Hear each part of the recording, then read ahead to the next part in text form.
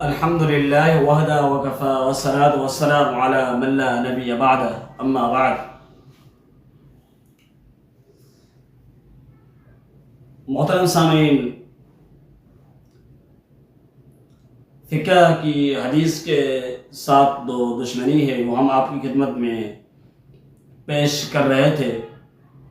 اس کے سلسلے کو مزید آگے بڑھاتے ہوئے ہم آپ کی خدمت میں ایک حدیث پیش کرتے ہیں۔ حدیث یہ ہے کہ عورت کو مسجد میں جانے سے روکا جا سکتا ہے فقہ حنفی کے مطابق، اور حدیث کے اندر جو ہمیں اس معاملے میں کیا رہنمائی ملتی ہے، آئیے ہم آپ کو اس رہنمائی کی طرف بھی لے کے چلتے ہیں کہ حدیث کے اندر ہمیں اس کی کیا رہنمائی ملتی ہے۔ صدر عبداللہ بن عمر رضی اللہ عنہ حدیث کے راوی ہیں۔ پہلے ہم آپ کی خدمت میں حدیث پیش کرتے ہیں۔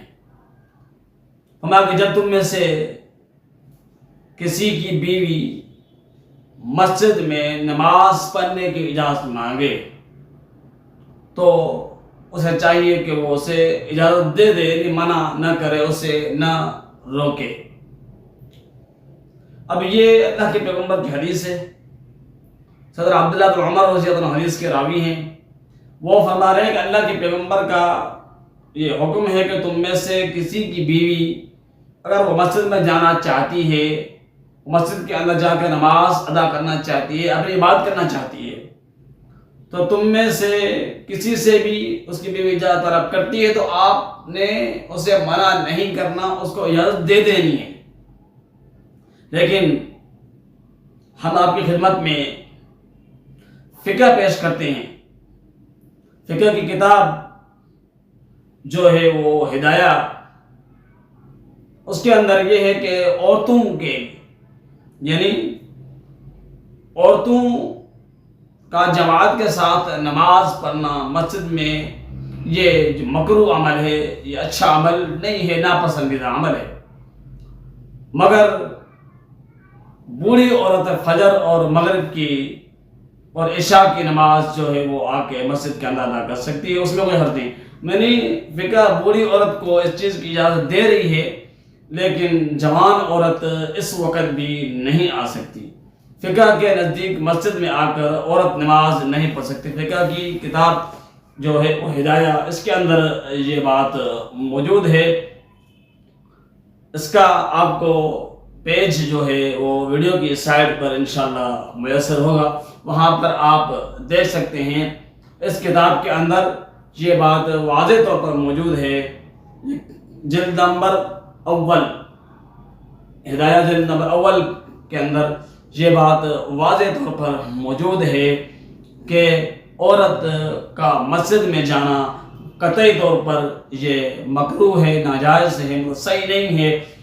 اب آپ اندازہ لگائیں، ایک طرف اللہ کے پیغمبر ہیں اور دوسری طرف صاحب ہدایہ ہیں، وہ یہ کہہ رہے ہیں کہ مسلک جو ہے یہ دیوبندی مسلک کے ساتھ یہ ہدایہ کے جو مصنف ہیں وہ تعلق رکھتے ہیں، ان کی یہ بات ہے جو کہ اللہ کے پیغمبر کی حدیث کے سراسر خلاف ہے۔ آپ دیکھ سکتے ہیں ہدایہ اولین کے اندر پیج اس کتاب کا آپ کو ویڈیو کے بیک سائٹ پہ انشاءاللہ ملے گا۔ آپ وہاں سے پیج دیکھ کر اور حدیث کا حوالہ میں آپ کو دیتا ہوں۔ حدیث جو ہے وہ صحیح بخاری کی حدیث ہے۔ اس کتاب میں ہدایہ میں صحیح بخاری کی اس حدیث کی مخالفت آپ کو ملے گی۔ آپ اندازہ لگائیں، ایک طرح اللہ کے پیغمبر جو صاحب شریعت ہیں وہ ہمیں یہ حکم دے رہے ہیں کہ تم میں سے کسی کو بھی اگر کوئی عورت تم میں سے کسی کی عورت تم سے اجازت مانگتی ہے مسجد میں جانے کے لیے تو آپ اسے نہیں روکو گے، آپ اس کو اجازت دے دو۔ اور فقہ کہتی ہے کہ نہیں، اجازت نہیں دینا ہے۔ اللہ کے پیغمبر کی جو صاحب شریعت ہیں، شاید ان کے ہاں معاذ اللہ آپ علیہ السلام کی سمجھ شاید ناقص تھی، اس کتاب کی روح سے اور علماء احناف کے اس مصنف کے ہاں اللہ کے پیغمبر شاید نہیں سمجھ سکے معاذ اللہ، یعنی ان کو سمجھ آ گئی کہ عورت کا مسجد میں جانا، آگے نیچے لکھا بھی ہے اس وضاحت کے ساتھ کہ فتنے میں مبتلا ہونے کا اندیشہ ہوتا ہے۔ اللہ کے پیغمبر کو فتنہ سمجھ میں نہیں آ رہا، لیکن صاحب کتاب جو ہدایہ، اس کتاب کا جو مصنف ہے، انہیں عورت کا مسجد کی طرف آنا فتنہ سمجھ میں آ رہا ہے۔ یہ ہے اللہ کے پیغمبر کی حدیث کے ساتھ واضح دشمنی جو کہ علماء احناف کے اس مصنف، اس کتاب الہدایہ کے مصنف نے اپنی رائے کی صورت میں پیش کی ہے۔ اللہ تعالیٰ جمیع معاملات کے اندر ہماری رہنمائی فرمائے۔ والسلام علیکم ورحمۃ اللہ وبرکاتہ۔